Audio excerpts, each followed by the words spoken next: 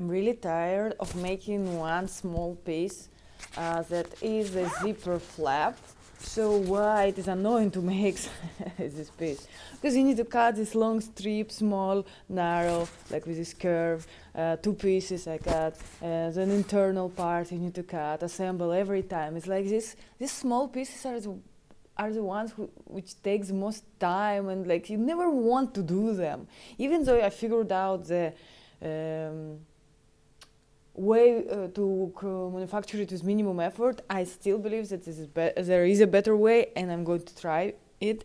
So basically my idea is to create a really long strip of this width, and when I need it for the garment, to just cut from this strip, not to have to manufacture to the specific length every time, but to manufacture it once and have some supply of it. So I'll start from calculating what is the width of the pieces that I would need to cut, and I want to cut it freestyle. I don't want to create pattern pieces for that, because these pattern pieces are narrow and long and so for zipper size 3, the width of the zipper tape itself is 2.4 centimeters, and most of the time that's the width I choose for the zipper flap, because it covers the zipper and have some extra width on it, on the sides of it. It doesn't cover only the center of it.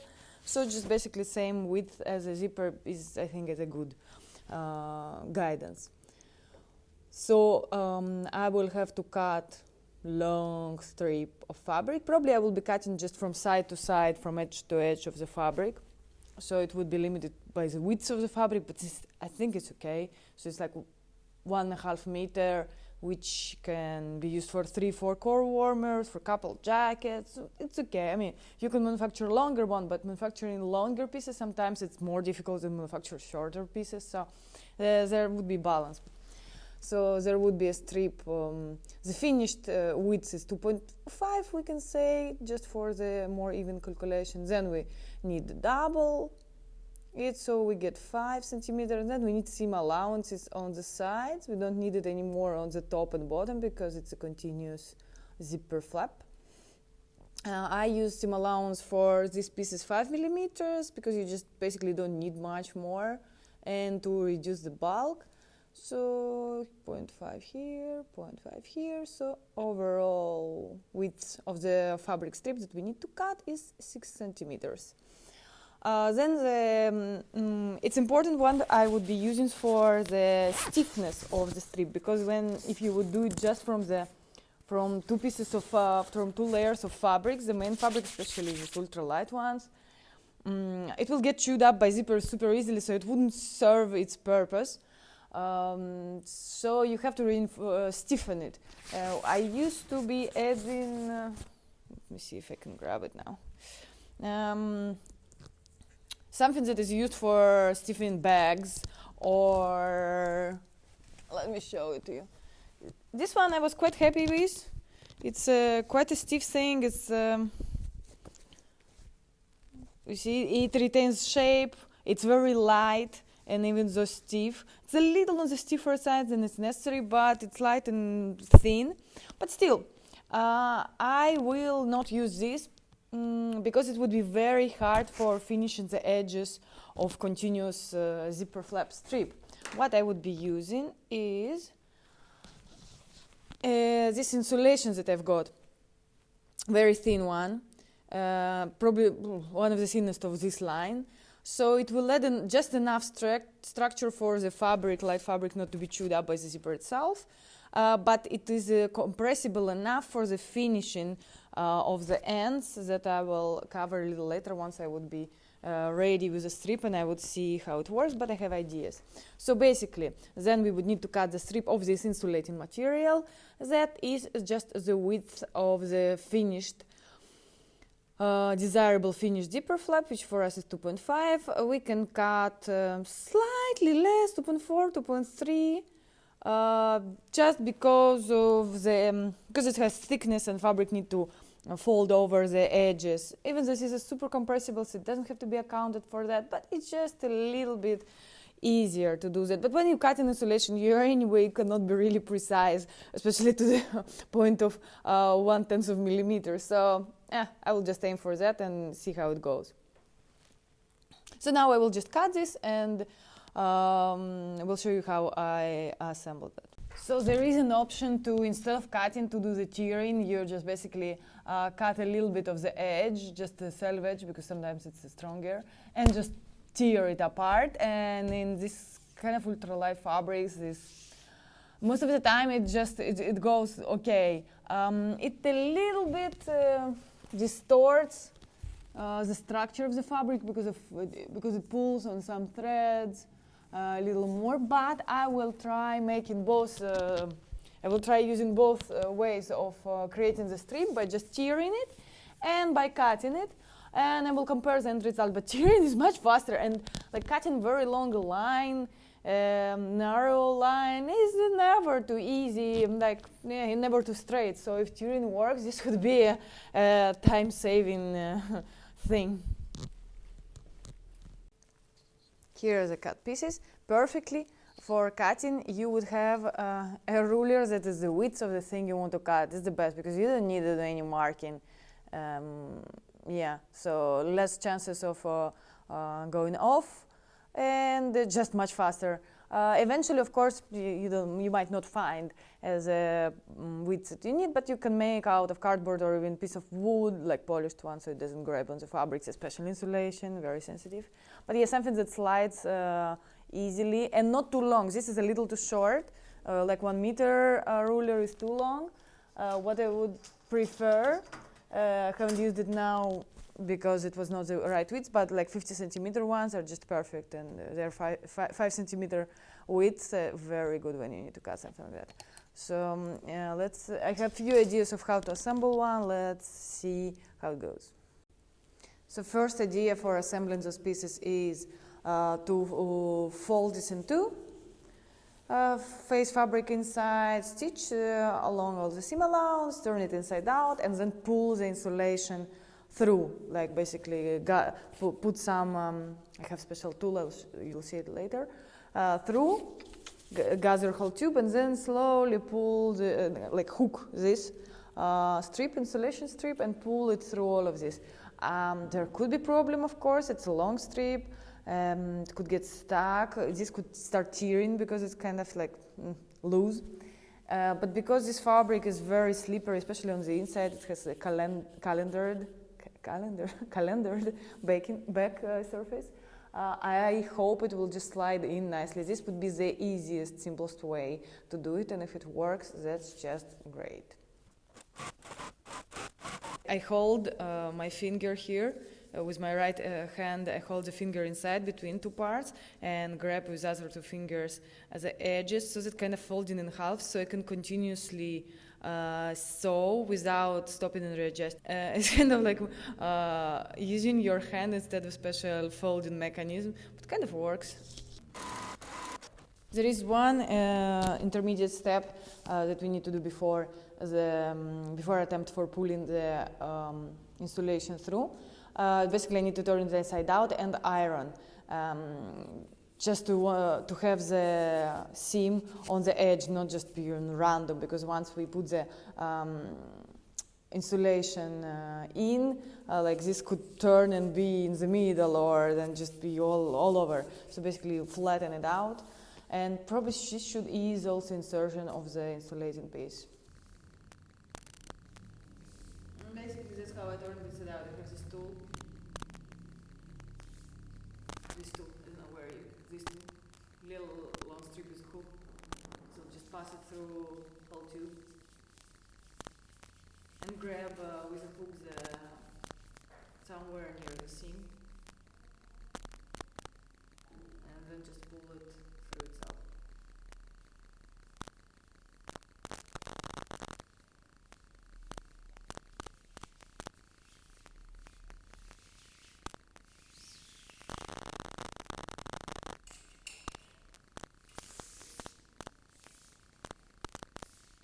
Done with ironing. Was okay. We don't need it to be too precise, but it kind of came out okay. So let's try. I expect this might be problematic, and I have already another idea on how this potentially could be done, but let's first see if this works. Try to not twist it. I mean, like I'm teaching you, I'm doing it for the first time, but I'm trying not to twist it around like this, so when I'm pulling through, it's feeding as flat as it can. Oh, this is a long one. Let's see. Well, that is a little bit of a concern that this might rip, but I'll try to hook it like 1 centimeter away from its edge so that it's a little bit more safe. Okay, now initially getting in. The end, of course, might distort, but we will sort it out later. Now, the most important thing is to see if this works at all. Now we slowly start to pull it in.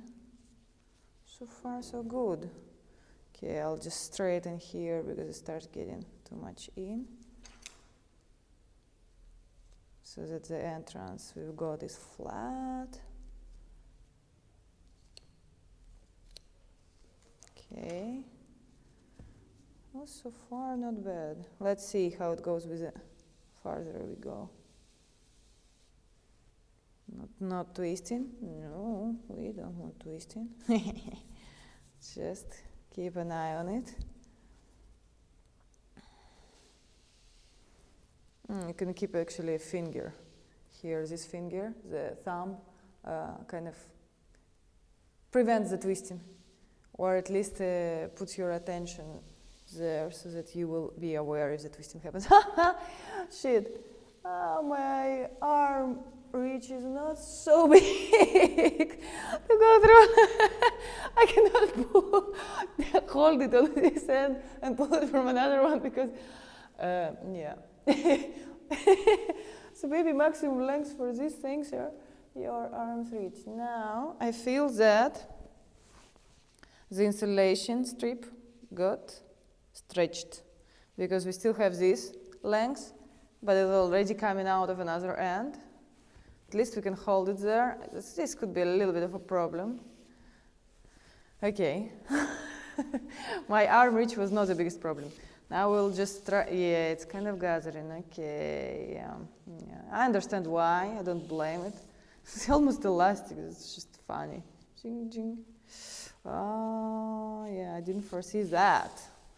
But let's see if this could be elevated to the acceptable level. Maybe not. Yeah. But well, no, I have other ideas. Let's not despair yet. I have other ideas how to maybe do it without the stretch. Right, so we've got almost extra 30 centimeters out of what it is, 50, out of total 160. So it had stretched significantly, not just 10% stretch. I don't think I can make it slide more. I mean, I can. Somewhat works, but yeah, this takes too much time. Man, well, one idea. Shit, should I take it out? Okay, I guess. Also, no. So one idea is that I just got maybe to put a row of stitching through the strip so that it stretches less. Stitching would also have some stretch, but maybe less. Okay. Anyway, I don't think I would be able to use this because it's too bunched up. I'll pull it out. And I do a row of stitching here, and I will put the tension high on the needle, on the thread, the needle thread, so that the stitching is not loose. So it's maximum. So it retains maximum of its length. So basically, it doesn't have elasticity, anyways. But it slides in. We already saw like this hook works. Things are going not bad. Let's pull it out. and the other thing. Now pulling it out is a little easier. Just hold. My arms reach again. Yeah. It might already have stretched the piece of insulation, but what I don't like is bunching up. If it's stretched and stays stable, it's okay, but just don't bunch up.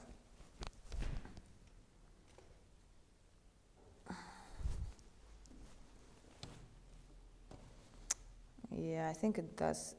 It did stretch, but okay. Like, let's raise the needle tension to 3 out of 4. Let's see. I need to feed it so that it doesn't stretch when I'm sewing it. That's a tricky one. Yeah, let's see. Oh shit, this is too much tension. Experiments. This is really more bench stuff than I wish. Okay, let's straighten this up and continue and find the good tension for that.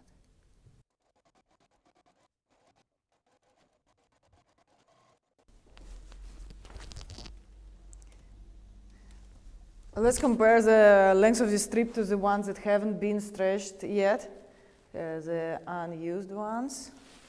Let's see by how much it might have stretched, just to know what would be the problem, the stretched out strip or something else. So we can expect about 5 centimeters to stay outside of the tube, but that's then would be a success, because it means if we would use a fresh strip of insulation, not stretched yet, then it should work perfectly. Okay, one more time. This goes significantly smoother.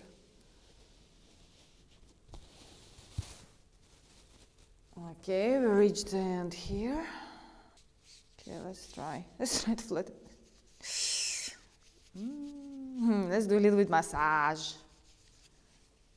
Oh God, I think it twisted. Let's see how much we are left with. I think it's just roughly 7-8 centimeters, so around 3 centimeters more than I'd expect. Oh no, it's actually 6.5, so like very good for these lengths of the strip. We've got very little extra. I mean, okay, now some more. So let's flatten it. I think due to the seam in the middle, it kind of behaves differently now, like it curves and wants to fold. Well, I'll try to massage it a little bit more. It's okay, even when twisted, because I will now top stitch it. I think it will be okay. I will iron it. Okay, pretty happy with that. A little bit extras. The stretch amount is minimal compared to the first attempt. Now what I will do is I will top stitch 2 lines so that when you use it next to the zipper, it doesn't have chance to catch just the fabric itself. So we need to do 2 rows of stitching. I mean, 1 could be enough, but still there would be enough of free fabrics to create a problem. Here is the first ready strip. So I did 2 rows of stitching. This would be the outer edge. This would be the edge that would be attached here behind the zipper. So that's why the rows of top stitching are offset, because this anyway would be stitched 1 more time, so it would be flattened, and this distance would not create a problem in the sense the zipper slider wouldn't be able to catch on that. I will now try a few more ways, at least ones that I have in mind, of making it easier to turn inside out the strip, and then I will show what I'm thinking about creating the ending, especially the one that is not behind the zipper, which is not so important, it's not visible, but the zipper garage or chin guard thing. So the next idea is starting with the same operation, just sewing the strip together. Just sewing the strip together, and then attaching the insulating strip in the seam allowance, so when you turn it inside out, it's already inside. It could create a problem of bunching up, but maybe I can massage it out, so I will see. So what I will do, I will overlap the edge of the strip, the insulating strip, so that it aligns with the stitch that I just created, and I will top stitch it to seam allowance. So if seam allowance is 5 millimeters, so like, yeah, it's a little bit minute job, but let's see if it helps. Turning inside out and keeping it stable, that could be a very good thing. Here we got already accumulated stretch from sewing, which extras of 7 centimeters. I'm not actually saying that this was precisely cut to the same length, but more or less.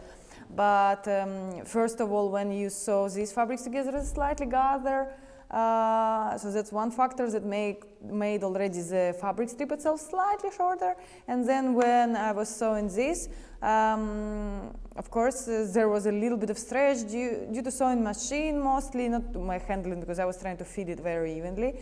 But if it would be, I don't know, walking foot sewing machine with an even transport from below and above, that probably would be less, but it's not big. That doesn't bother me too much because it's stretch insulation. It will stretch to its final dimension, and once I figure out this, right, I can be cutting the insulation strips to exactly to the length that would account for stretching. So let's try to turn it inside out. This is risky business, a risky moment. Maybe I will have to throw away all this thing. You actually can see how much it starts curving, right? It's because of all the stretching along that edge. So let's take my tool and try the same thing. This might be more tricky than I hope, but it's okay. We risk to find more optimal solutions. Okay, it goes smooth. I don't know how flat this would be, but it goes smooth really. Much better, much less scary than expected. Because fabric is slippery and the insulation is real thin and cooperative. Okay, what we got here? I think we've got something good. Let me straighten this a little.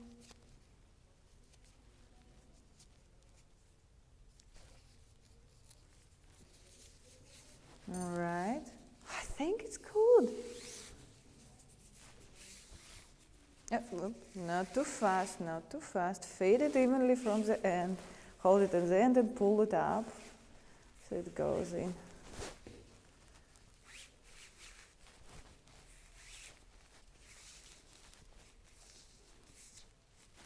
Okay. Let's tuck this in and massage it a little bit. Wow, it lays flat. That's nice. Ooh, I'm happy with it. It's much better than first way with stitching the insulation itself. Wow, I like it. Pretty neat. All right, it doesn't need much ironing. Let's skip in one more step. That's very cool. I'll still iron it just for the sake of extra neatness. And wow. And to turn the seam a little bit more to the edge. Sheesh, that's good. Good news. Yeah, basically because we attached the insulation to seam allowance, this seam itself got kind of defined. I don't know how to explain it, but it is already pushed by the insulation itself to sit very, very neatly at the edge. So you don't need much of finger control in order to push it and make it flat. So this is another win. So now I'm going to top stitch it, and I will try a little bit different distances just for the sake of finding the best one. But this is it. This is the good version of attaching the insulating strip and turning inside out. So now the last thing is how we are going to apply this zipper flap to garments. The most important thing being how to finish the edges. Well, the simplest one, you just cut as much as you need You can burn it a little bit so that it doesn't fray, because the simplest way would be just to fold it 2 times and stitch it, and then install it behind the zipper without this being folded over on the face side. Let's just see it. So here it is. By double folding, it also becomes a little more stiff, so it can stand and keep stable dimensions. And the next step would be to install it behind some zipper. So that would be the way to install it, maybe even like on the level with the top edge of the zipper where it basically stops. That is the simplest way to apply this. You just attach it to the zipper tape itself, the seam allowance of it that is free after installation of the zipper. You could attach it together when you're installing zipper, but just in this case, I'm doing it afterwards. Another way would be to create a zipper garage and chin guard that is overlapping this part, but that would need to be installed when the zipper is getting installed. But basically the principle would be just, okay, we have this raw edge again, fold it once, creating this triangle, then fold it over the zipper that you are planning to install, and here it is, your neat zipper garage, and that is protecting the top of the, like not protecting, covering also the top of the zipper. And the raw edge would be hidden between the main part of the garment and the zipper, so it's not it's no problem that it would be raw. But if you are concerned, you can fold it once, then do a triangle, and then do this. But this could be creating too much thickness along this edge, where there is now 1, 2, 3, 4, 4 layers. But it depends on your fabric and on your needs. So these are two basic ways of finishing the ends of this strip when you are using it for the zipper flap. I think it has saved me tons of time in the future, which means not only saving me time, but also allowing me to drop the price of the product, because then production becomes faster. And I calculated this could affect the final retail price depending on the size of the zipper flap that garment uses. It could drop the price by 5-8 euros, which is something. I think that's great. I love optimizing things. But apart from only saving me time and saving a little money for my customers, it's just so much more flowing, not to have to prepare these little pieces every time, because basically, I mean, these pieces should come as rolled goods. Yeah, I would buy 100 meters of this and just use it for everything. Like my black color is universal. It's like, you can have black one, just like I use black zippers for everything, because just I have 200 meters of black zipper. Basically, yeah. But the way to circumvent the fact that it doesn't exist in the market, because not so many people need it really, it's just creating your own, just like with the ultralight bias tape, same thing. Yeah, as always, I hope this was useful to you and your projects, and will save you time and make your projects more neat. Let me know if you have ideas on how to improve it. I often receive comments from you, my viewers, with some suggestions that then I implement, and it makes my life easier as well. So share whatever ideas this might have sparked in you.